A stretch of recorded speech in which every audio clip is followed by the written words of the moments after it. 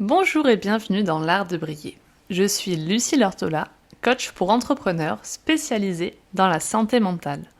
Dans ce podcast, je vous partage des conseils business et mon parcours d'entrepreneur afin de vous inspirer, vous aider à vous développer tout en conservant un équilibre avec votre vie personnelle et bien sûr votre bien-être. Dans cet épisode, on va se poser une question toute simple et qui pourtant, vous allez le voir, va nous prendre un petit peu de temps pour y répondre. À quoi sert vraiment le développement personnel ? Je vous ferai part de mon parcours, mon avis sur ce qu'est le dev perso pour moi et tout le aspect des fois négatif, la connotation négative qu'il peut y avoir et ce que j'en pense. Enfin bref, en gros, je vous raconte ma vie. L'aventure du développement personnel pour moi, ça a commencé en 2015. À cette époque, je sortais de mes études d'infirmière, je ne me connaissais absolument pas. J'avais 20 ans et je ne me connaissais absolument pas. J'étais dans des relations de couple qui avaient duré longtemps, j'en avais eu 2 jusque-là, où en fait j'avais souvent cette tendance à me fondre un petit peu dans ce que l'autre était et aimait. S'il aimait les jeux vidéo, je me mettais à jouer aux jeux vidéo. S'il aimait voyager, je me mettais à voyager, etc. Bon, c'était pas le cas à l'époque. Mais voilà pour la petite histoire. Et en fait, j'ai eu un ras-le-bol. Ce pauvre garçon, je l'ai largué comme ça du jour au lendemain un petit peu. Enfin, ça a dû lui apparaître comme ça, où je me suis dit, en fait, non. Un jour, j'ai eu comme un déclic en me disant, c'est pas moi. Cette relation-là, ça ressemble pas à ce que je veux, c'est pas ce à quoi j'aspire, mais à quoi est-ce que j'aspire ? Qui est-ce que je suis vraiment ? Qu'est-ce que j'aime ? Qu'est-ce que j'ai envie de faire ? Et en fait, je me suis rendu compte que je m'étais jamais posé ces questions-là dans ma vie. Donc, j'ai ouvert mon premier livre de développement personnel en 2015 et en fait, ça a été une révélation où j'ai commencé à me poser des questions sur moi. Ça m'a aidé à me bouger pour réaliser mes rêves. Début 2015, je me suis dit, cette année, je pars vivre à l'étranger. Et en fait, il y avait ce côté au début où ça m'a transmis l'idée qu'il y avait une grande liberté à être ce qu'on voulait. C'était une toile vierge. J'ai pris conscience en fait que je ne savais pas ce que j'avais envie de faire, ce que j'avais envie d'être. Donc si tu peux tout être, si tu peux tout faire, qu'est-ce que tu veux faire et qui est-ce que tu veux être ? Donc il y avait cette grande liberté et où je me suis dit ok, allons-y, explorons. Ça m'a appris en fait à me connaître mais à travers des expériences où vu que ça me motivait à faire des choses nouvelles, à sortir de ma zone de confort, je pense que cette notion de zone de confort, c'est vraiment à cette époque-là en 2015 que je l'ai appris pour la première fois, où je me suis dit ok, l'exceptionnel, ça se trouve au-delà. Et c'est vraiment à mettre en lien avec le fait que, à cette époque, du coup, je travaillais dans un hôpital en soins palliatifs où j'accompagnais des personnes de tout âge, des fois très jeunes, qui étaient en fin de vie et où en fait j'avais ce côté, ok, la vie, elle est courte, elle est précieuse, tu n'as pas le temps. Et je pense que c'est une urgence un peu à vivre qui est toujours présente aujourd'hui, où on sait jamais, tout peut s'arrêter demain, donc fais toujours ce qui t'inspire, au moment T. Ose faire des choses, ose faire des projets, parce que c'est maintenant en fait, ça sera peut-être pas demain, donc tu n'as que maintenant de disponible. Et vraiment ce côté-là. Donc je me suis mise à explorer. Je suis partie vivre à Londres, j'ai emménagé pour la première fois avec un conjoint, je me suis mise à faire du yoga, c'était en 2016 pour la première fois, et je me suis dit ok, faire du yoga ça j'aime bien. Faire de la danse, non, ça j'aime pas. Voyager sans arrêt, j'aime bien. Mais alors, ne pas avoir de socle, ne pas avoir de résidence, ne pas avoir d'endroit où je peux poser vraiment mes valises tout le temps, j'aime pas. Alors, quel équilibre je peux trouver là-dedans, entre ces deux expériences ? Et j'ai comme ça façonner un petit peu toutes ces choses que j'aimais, j'ai coché un petit peu des cases, ok ça j'aime, ok ça j'apprécie, ok là-dedans je me sens bien, et j'ai fait du tri entre ok non ça me convient pas, le salariat ça me va pas, ce type de relation amicale ça me convient pas, ce type de loisir ça me convient pas, etc. Et donc vraiment au départ ça m'a permis à la fois de m'aider, de me booster pour vivre mes rêves, ça m'a motivée, et à la fois surtout ça m'a appris à explorer plein de possibilités et à explorer du coup qui j'étais. Parce que elle est hyper dure cette question, qui tu es quand tu sais pas vraiment. Quand tu as eu l'impression jusque-là d'avoir suivi une tendance, j'avais, ouais, vraiment, c'est encore une idée que j'ai aujourd'hui, mais dans la scolarité, en fait, j'ai eu l'impression de suivre le mouvement, de suivre les influences des professeurs, de suivre les influences des autres élèves que tu peux avoir autour de toi, des amitiés qui se construisent, sans te poser la question à un moment donné, bah, ok, qu'est-ce que tu veux? Ok, qu'est-ce que tu fais? Parce qu'en fait, on t'amène vers un chemin, bah voilà, il y a la sixième, puis après il y a la cinquième, puis après il y a le lycée, puis après le bac, bah tu fais tes études. Et en fait, on se pose pas cette question de est-ce que c'est ça que tu veux? Est-ce que ça te convient ça? Parce que bah t'as pas le choix, puis bon, quand t'es encore mineur, voilà, tu fais ce qu'on te dit, quoi. Mais du coup, cette entrée un petit peu dans l'âge adulte, finalement, qui entre 18, 20, 21 ans, bah d'un coup, je me suis dit, ok, bah maintenant c'est toi qui choisis ta vie. Est-ce que c'est ça que tu veux? Non. Ok. Alors qu'est-ce que tu veux? Et ça a mis du temps à arriver à se construire. Mais en cela, tout ce que j'ai pu lire sur le développement personnel vraiment m'a beaucoup apporté. J'ai commencé, on sait jamais, ça peut peut-être vous inspirer, j'ai commencé par le livre Wake Up de Christine Lewicki, qui parlait beaucoup de sortir de sa zone de confort, de réaliser des choses qui nous font grandir, j'allais dire. J'ai aussi beaucoup aimé les livres de Paulo Coelho au début, et les livres de Lise Bourbeau, notamment le livre des 5 blessures, évidemment, les 4 accords Toltec. On tombe toujours un petit peu dans le dev perso avec ces livres, normalement, c'est des choses cultes. Ça m'a, voilà, beaucoup apporté à ce moment-là de ma vie, en tout cas, et j'ai jamais remis ça en question. Et encore aujourd'hui, j'ai beaucoup de gratitude d'être arrivée dans le dev perso. Et puis, petit à petit, en fait, je suis arrivée dans un côté un peu plus spirituel, un peu plus ésotérique peut-être. J'ai senti une grande attirance pour l'intuition. Ça coïncide à peu près. En fait, très vite, j'ai eu envie de transmettre ce que j'avais appris, donc je me suis lancée dans la formation de coaching de vie et j'ai appris notamment l'intuition. Et je me suis rendu compte que j'avais beaucoup d'intuition. Je me suis rendu compte que je faisais des rêves prémonitoires. Je me suis rendu compte que j'aimais tout ce qui était énergie, médiumité, pendule, esprit, etc. Et je sais aujourd'hui que ça va se développer plus tard dans ma vie. Je le ressens au fond de moi et j'ai appris à me connecter à ça en fait, à ce côté. Au fond de moi, je sens quand quelque chose il est juste ou pas juste, et donc à me connecter à une autre forme de vérité. C'est vraiment le terme où, à partir du moment où j'ai connecté avec mon intuition, bah j'ai suivi mon intuition. J'ai suivi mon intuition quand elle m'a dit ok, c'est le moment de faire un enfant. Je l'ai suivi quand elle m'a dit ok, là c'est le moment de déménager et de partir vivre à La Réunion. Et j'avais même cette espèce de foi, et je me suis connectée à ce côté plus spirituel. Moi, j'ai pas été élevée du tout dans une famille religieuse. J'ai même pas été baptisée. Ma mère nous a toujours dit, on vous laisse le choix de choisir vos croyances. Et en fait, donc petit à petit, je me suis aventurée vers ce côté plus spirituel du dev perso, où je me suis connectée beaucoup à tout ce qui est loi d'attraction, et à expérimenter par moi-même la loi d'attraction, et à me rendre compte que ça fonctionne, pour moi en tout cas.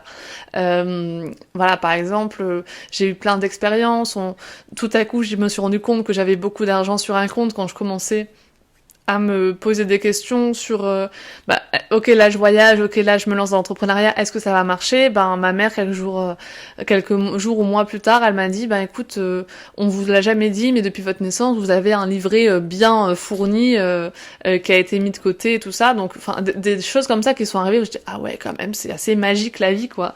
Je me suis fait offrir un voyage notamment grâce à mon blog de voyage à une époque, enfin il y a eu plein de choses où je me suis dit mais waouh c'est impressionnant. Et où j'ai ressenti cette foi en fait un peu en l'univers. Et donc aujourd'hui ma principale croyance c'est je crois en l'univers, je crois qu'on est tous connectés. J'arrive, voilà, quand j'ai rencontré mon chéri actuel, je savais dès les premiers instants que c'était lui, et que il y aurait quelque chose qui allait se passer avec cette personne. Je me souviens quand j'ai vu l'annonce sur Le Bon Coin de ma voiture, où je me suis dit c'est ma voiture en fait, je sais que c'est ma voiture. Notre appartement là qu'on a eu aujourd'hui, j'ai ressenti aussi qu'on a eu, ça fait un an qu'on vit dedans, mais que quand on l'a eu, où je vis actuellement, il y avait plein de dossiers à côté des nôtres, mais je savais quand on l'a visité que ça allait être le nôtre et qu'on allait y vivre. Voilà, j'ai cette espèce de d'intuition du coup qui s'est développée, et cette foi surtout en les choses qui vont arriver. Donc voilà, petit à petit ça a pris une tournure un peu plus spirituelle, un peu plus intuitive, un peu plus basée sur les énergies, et c'est juste différent, soit c'est pas, voilà, il y a ce côté qui est toujours là. Aujourd'hui, on va dire que je lis moins de livres vraiment purs et durs de développement personnel. En tout cas, j'ai fait une grosse coupure à la naissance de mon fils, on va dire, parce que j'avais moins le temps de lire, certainement. Mais je continue à être attirée par ça. Quand je rentre dans une librairie, je vais forcément dans ce rayon. Si je peux, je lis de temps en temps des livres quand même là-dessus. Il y a plus ce côté, du coup, livre, business, entrepreneuriat qui aujourd'hui m'intéresse peut-être plus dans ce développement-là. Et on pourrait croire, pour moi c'est un petit peu lié au développement personnel, le développement de l'entrepreneuriat on va dire, ou quand tu lis des livres comme L'effet cumulé, ça te donne envie en fait d'une certaine façon de te bouger. Et en ça m'apporte de la motivation, et je sais en fait qu'aujourd'hui on dit oui mais c'est culpabilisant le dev perso, il y a une idée très négative, on dit en fait on te dit tu dois faire ça pour réussir ta vie, on te donne des injonctions. Et personnellement, j'ai toujours réussi à faire la part des choses et à me détacher. Si je lis des livres business, souvent ils me mettent un gros coup de fouet, beaucoup de motivation, mais après, je sais que tout ne sera pas applicable, je sais que je suis pas là pour appliquer tout ce qui est dit. J'ai aussi cette nuance dans les propos de dire, en fait, cet idéal ne correspond pas à mon image de la réussite, mais est-ce que j'arrive à faire ça parce qu'aujourd'hui je me connais bien et que je sais ce que j'aime et ce que j'aime pas? Est-ce que c'est juste une partie de mon cheminement? Je sais pas. En tout cas, je sais qu'il y a aussi cette tendance où il y a peu de personnes en fait aujourd'hui qui se bougent pour leurs rêves ou pour leurs objectifs. On dit parfois le plus grand échec c'est de ne pas avoir essayé. Il y a beaucoup de personnes qui n'essayent pas, qui n'osent même pas essayer parce qu'elles partent du principe que ça va pas fonctionner ou qu'elles n'ont pas l'énergie pour ça. J'ai l'impression qu'on évolue un petit peu dans une société aujourd'hui où on a la flemme. On préfère rester devant Netflix, on a la flemme parce qu'on est sur notre téléphone et que on a la flemme de nourrir une relation de couple, on a la flemme d'aller sortir, on a la flemme de réaliser une ambition ou un objectif, on a la flemme d'arrêter de fumer, on a la flemme d'aller courir ou d'aller faire du sport. Et moi je le dis moi-même, je suis la première concernée, moi aussi il y a des jours où j'ai la flemme.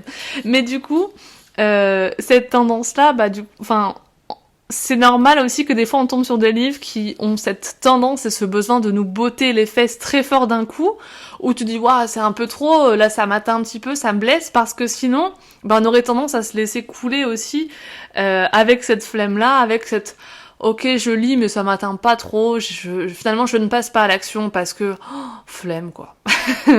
On est un peu dans ce truc là je trouve. Alors c'est pas un immense défaut en soi, je dis pas ça comme un jugement. Mais je pense que c'est une réalité. On est dans une société où on travaille quand même beaucoup moins que ce que pouvaient le faire nos grands-parents, par exemple. Et je pense pas que, à force en fait d'être très ancré sur nos besoins, sur nos ressentis, des fois on se repose un petit peu sur nos lauriers et au risque que la vie nous passe dessus au final et qu'on se dise à la fin j'ai rien fait de ce que je voulais.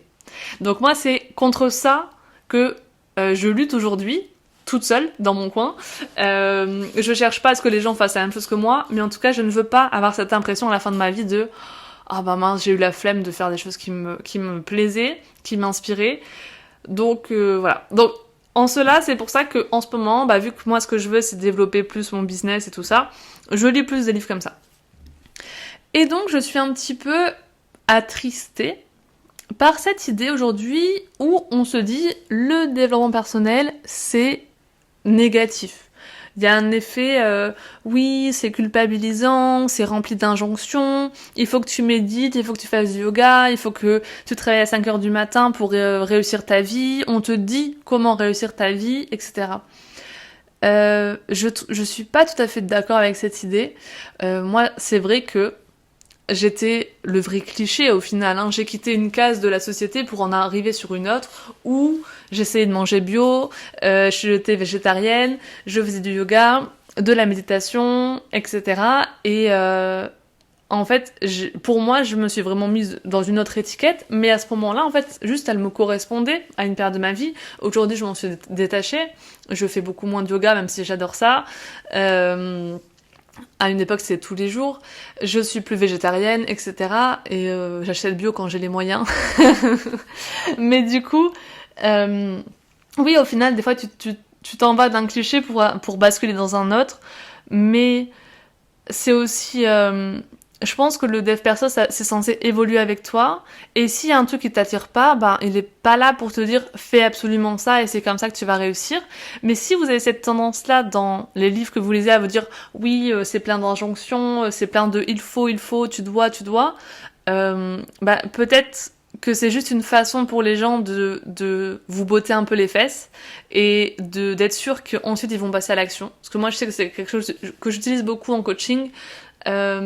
Où des fois, en fait, tu sens que tu te heurtes à un mur, que les gens vont dire ouais, mais c'est compliqué, ouais, mais c'est difficile.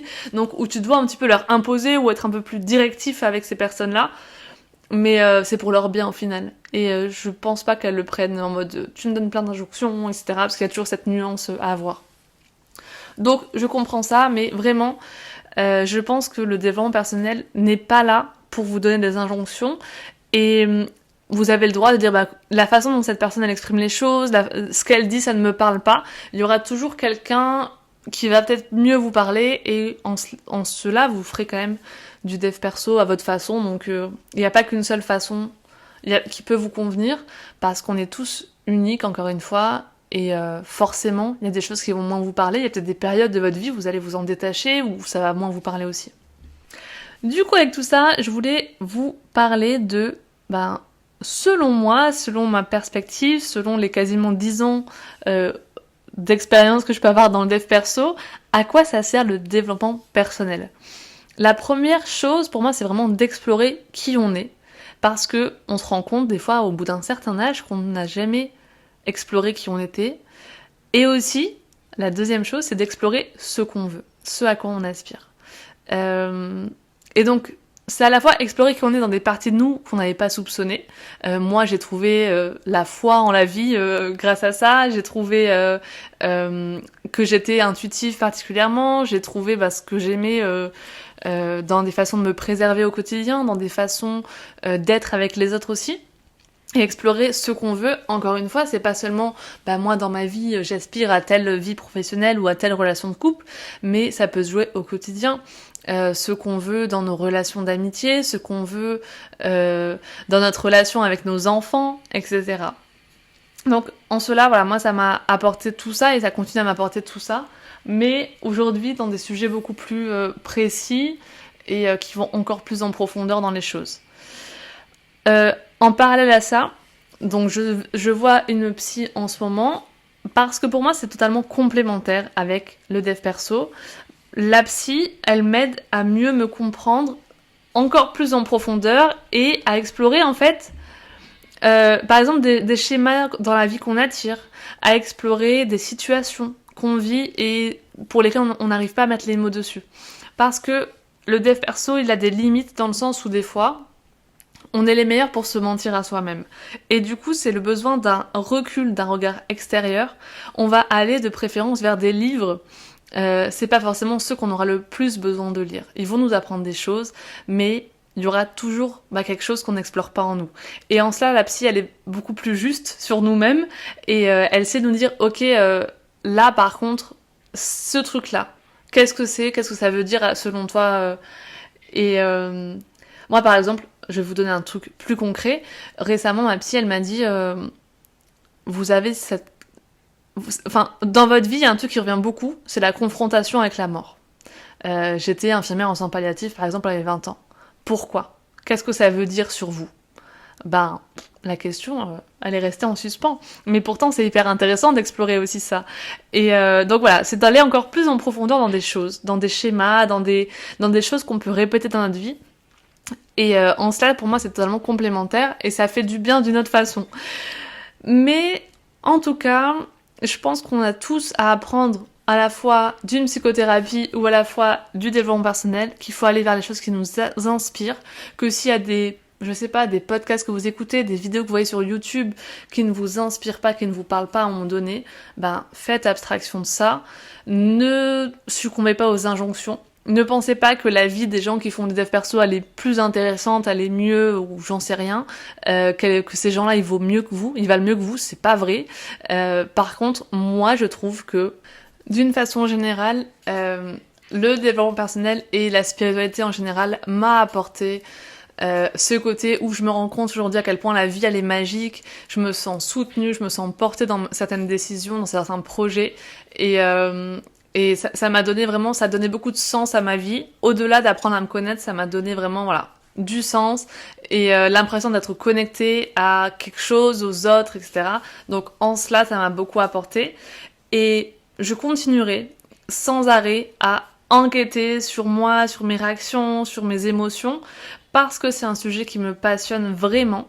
Et aujourd'hui, je pense même qu'on est né pour explorer qui on est, pour explorer ce qu'on aime, pour se couper de certains schémas familiaux, pour évoluer sur nos croyances, sur nous-mêmes, etc.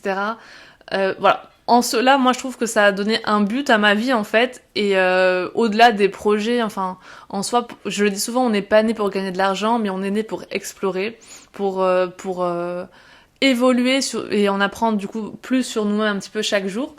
Et ça, je trouve que c'est la partie de la vie que je trouve la plus passionnante, personnellement.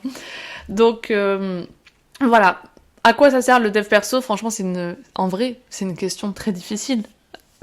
Chacun a sa propre réponse, mais je voulais juste souligner que j'aime pas trop cet avis négatif qu'on peut avoir dessus, et il faut nuancer les choses, c'est comme pour tout, hein. Voilà, c'est bien de nuancer, et si on se dit ben en fait ça me parle pas, c'est ok que ça te parle pas aussi, c'est pas grave si tu veux. Voilà, et qu'il y aura toujours des livres qui vont te parler plus que d'autres, des vidéos, des gens qui vont te parler plus que d'autres. Peut-être que même tu fais déjà du dev perso sans t'en rendre compte, quand tu bois l'apéro avec tes potes et que vous finissez par des relations un petit peu plus métaphysiques sur le sens de la vie, quand tu te rends compte que t'as mal réagi en criant sur ton enfant et qu'en fait tu te poses des questions mais pourquoi j'ai réagi comme ça, bah ça c'est déjà faire du dev perso, c'est déjà enquêter sur soi, et je trouve pas qu'en tout cas le développement personnel ça soit une injonction à s'améliorer, à devenir une meilleure version de soi. Je l'ai jamais ressenti comme ça et c'est pas le cas. Tout ce que j'ai fait, je l'ai fait par envie, c'est-à-dire je me faisais pas du yoga en pensant que je serais une meilleure personne que ma voisine, quoi.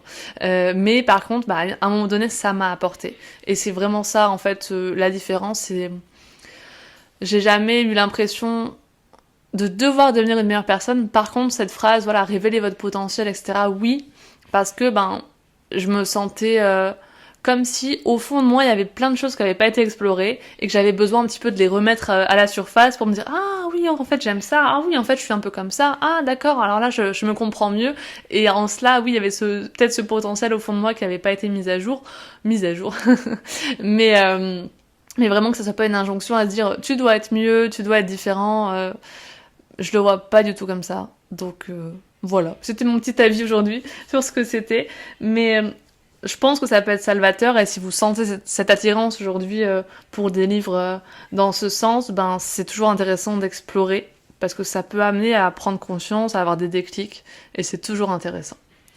Voilà, sur ces belles paroles, je vais vous laisser là. Je pense que j'ai fait le tour du sujet.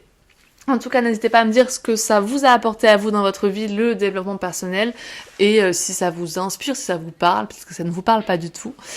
Je suis toujours ravie d'échanger avec vous là-dessus, n'hésitez pas à le faire sur Instagram, par email ou quoi. En attendant, si le podcast L'Art de Briller vous plaît, n'hésitez pas à vous y abonner, à le noter, mettre une note sur 5 étoiles sur la plateforme d'écoute où vous êtes. On se retrouve très bientôt dans un prochain épisode, et en attendant, prenez soin de vous.